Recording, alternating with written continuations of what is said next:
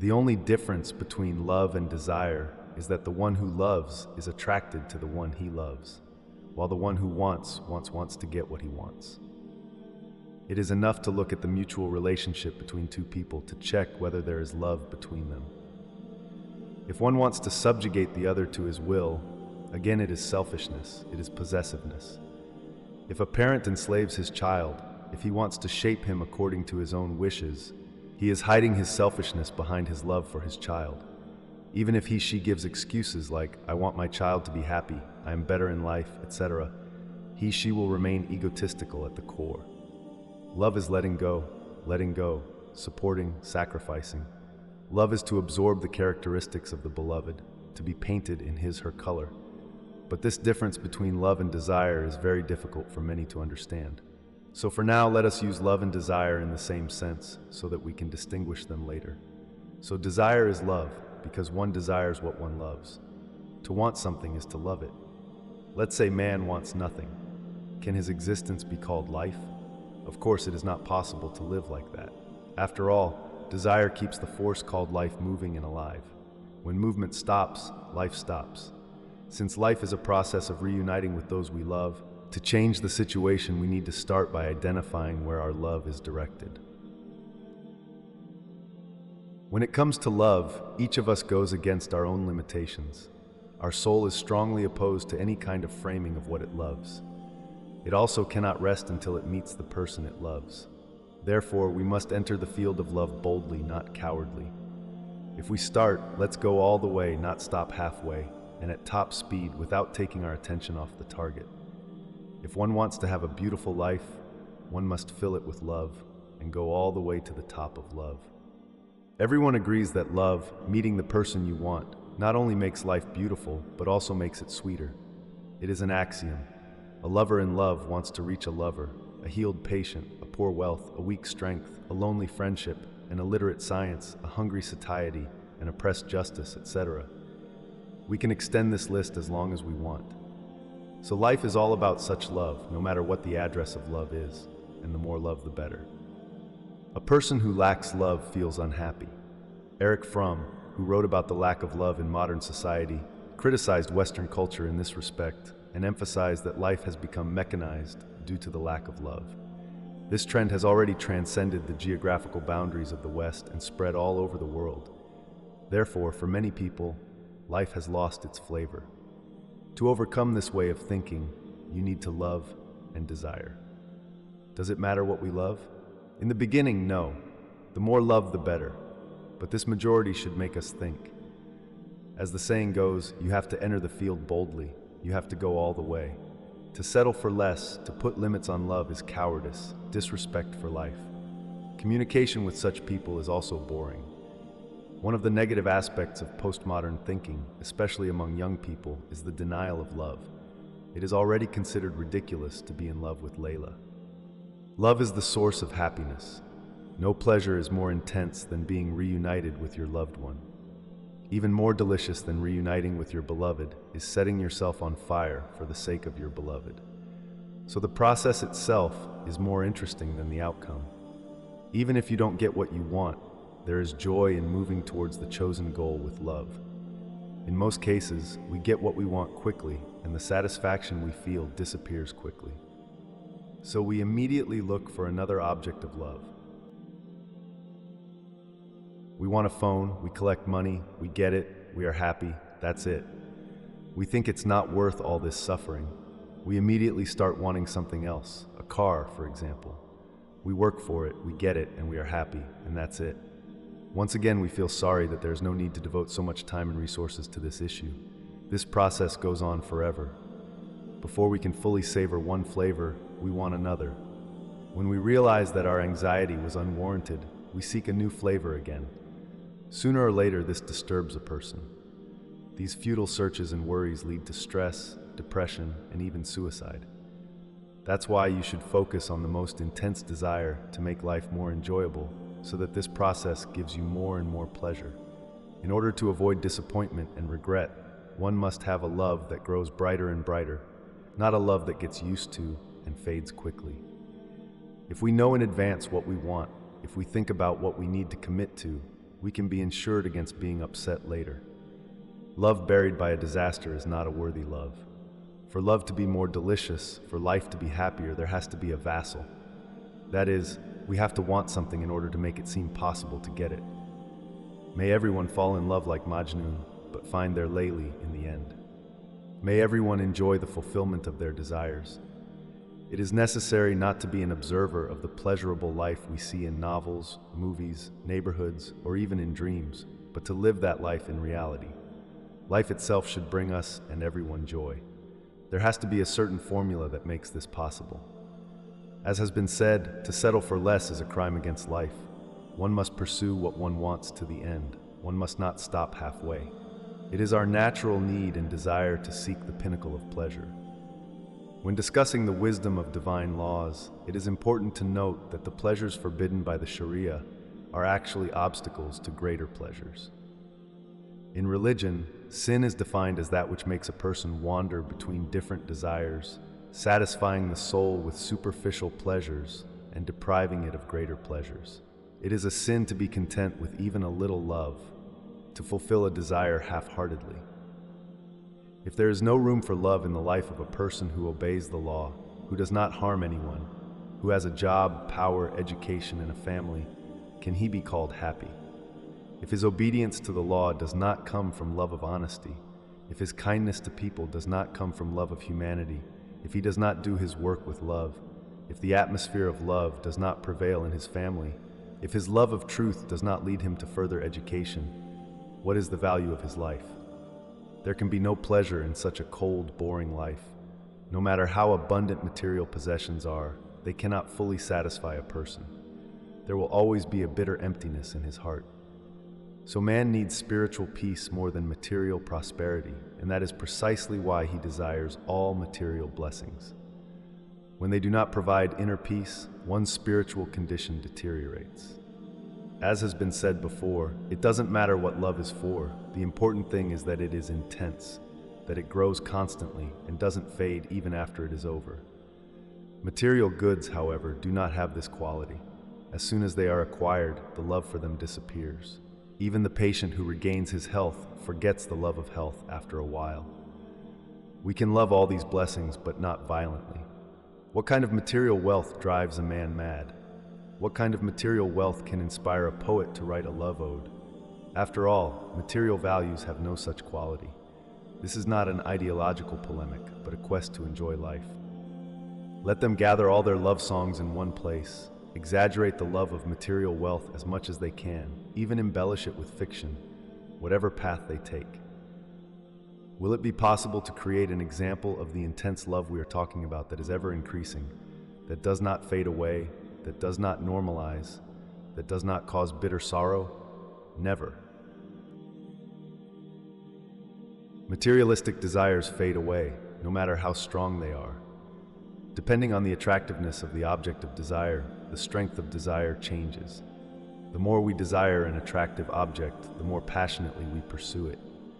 The attraction of materiality is not intense. It is the illusion of that object that is intense. So once the desired material blessing is obtained, the illusion disappears and the pain remains. This illusion in itself stems from man's love of infinity. Man can never be attached to something inferior to himself. When he wants something ordinary, he idealizes it with his imagination and then becomes attached to it. Thus, a mistake is made in the choice of the object of love. Love does not bring grief to man. It is the wrongness of the object of love that makes him suffer. In this respect, we need to define in advance what we want, without creating illusions about that object, without idealizing it, seeing it as it is. The question may arise, how can one command the heart to love? After all, love is momentary. Yes, love is momentary, but where it leads depends on preludes. Nothing happens without a reason. There is a long chain of causes that determine our desires too. Our childhood experiences, upbringing, environment, character, behavior, ideas, interests, etc. are unknowingly factors and predetermine what we will love. First, we have an idea of the consequences of love. Then, when we see an object that matches these ideas, we fall in love with it. So we don't want the object of desire itself, but what it can give us. These givables are defined by qualities we don't have or think we don't have. So our desire to improve, because we want to fill the gaps, complete the deficiencies, get rid of the absences, and participate in existence. What our perfection is determined by the introductions we have listed above. If we need love, we seek love. What we want will be determined by our perception of why we are unloved. We will choose an object of love depending on our perception of the object that will fill our gaps. Let's take a very generalized and simple example to get a clear picture. A young person feels unloved by his parents. When investigating the reason for this, one gets the impression that because his older brother was born earlier, he gets all the love. So you always have to be first to be loved. But what can earn him this first place? Given his environment, appearance, and abilities, it could be an expensive car, because the most successful people in his environment are thought to drive expensive cars. So the young person starts to desire that car. The love for a car is instantaneous, but the focus of the love for a car is determined by previous introductions. The car has no intrinsic appeal. We need its purely psychological function, not the car itself. So, if a young person dreams of an expensive car, what he is really dreaming of is the prestige that the car promises. So that young person, using the car as an excuse, wants a high social position, first place. All this wants to be loved. Let's change the situation. Let's imagine that young man is given that car, but in a different environment, in a society where everybody has that kind of car. In that case, the young person will not be satisfied. The object of his love will immediately change. Because for him, being loved through the family environment is equivalent to being successful. According to this example, each of us can revise our desires. We come to the real question: what are our real desires behind our objects of love? Have we ever thought about it? If we dig a little deeper, what is behind the desire for a comfortable life, for advantages, for not being deprived of anyone, etc.? In this way, we can group many desires, find their roots, and identify the main feature that attracts us. Let's see what needs are hidden behind our dreams. Then we can be free from the influence of antecedents that do not depend on us. Just think. Take a few minutes to think about what we want from life. Once we free ourselves from our subconscious addictions through the power of thought, we can consciously decide what we should love. Perhaps after all that has been said, you will agree that our material desires stem from the spiritual needs they symbolize. Since our spiritual needs are few in number compared to material goods, we always want a limited number of things. So if material things themselves were attractive, then it would not be possible to live. One would be torn between desires for all kinds of material good. But in reality, we see that people's desires are different. Man does not want everything he sees. He is indifferent to many material things. So behind the desire for material goods, there are spiritual needs. The issue before us concerns the source of our spiritual needs. Are our desires based on the desire to obtain something we don't actually have, or are they based on the tendency to fulfill our potential? If we don't have something in our potential, we don't need it and we don't want it. Even if we don't have the blessing we desire right now, we have the power to get it. We want power only because we have the opportunity to be powerful. We desire pleasure because we have the ability to enjoy it. This list can be extended, but the essence never changes. Ultimately, all desires arise from the attempt to fulfill our potential. In short, the need to realize our inner world creates spiritual needs in us, and spiritual needs create material tendencies. Another related issue is the anxiety caused by excessive love. Love is blind, they say. Once you are smitten, you can't see anything else. You've probably seen a gambler sacrifice everything to win. It is the desire to conquer that drives him crazy, even at the expense of himself and his family. Maybe you have seen people risking their lives for their careers or their lovers, only to become lonely and depressed. To love is to master the lover, to dominate the lover. The Spanish philosopher José Ortega y Gasset wrote in his book Studies on Love, "Desire dies the moment it is satisfied. Possession is the killer of desire. Love, on the contrary, is an emotion that can never be satisfied." The author then states that desire is passive and love is active. In the first case, we want to attract something to ourselves. In the second case, we want to be attracted ourselves. Traditionally, the emotion that the Spanish philosopher calls desire can be understood as misguided love. In fact, we cannot call it love if we want to attract something to ourselves.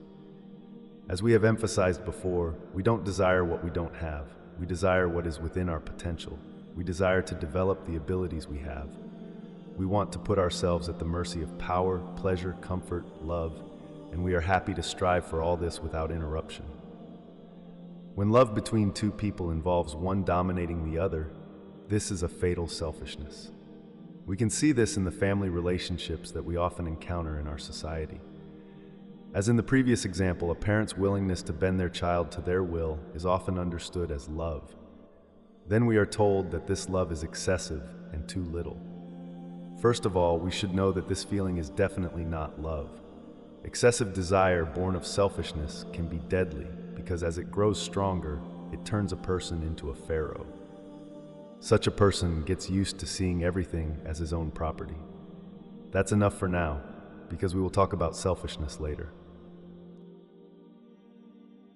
Another characteristic of love, which is an intense form of love, is its unifying characteristic.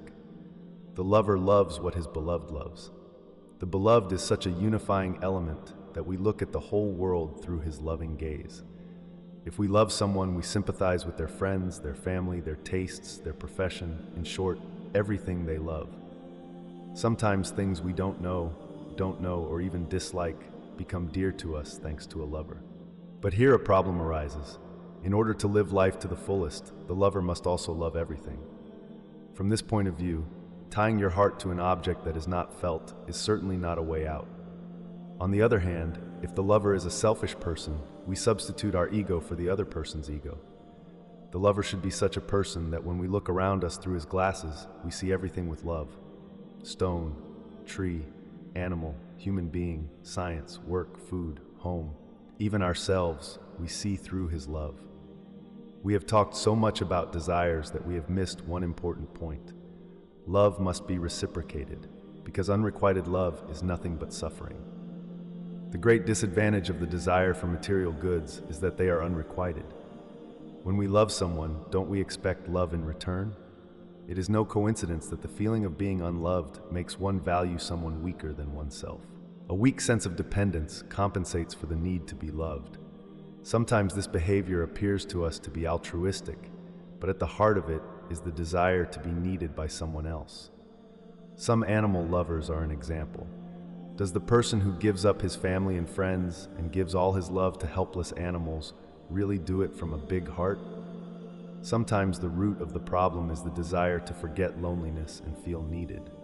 Now imagine that a person knows that he is loved by someone superior to him.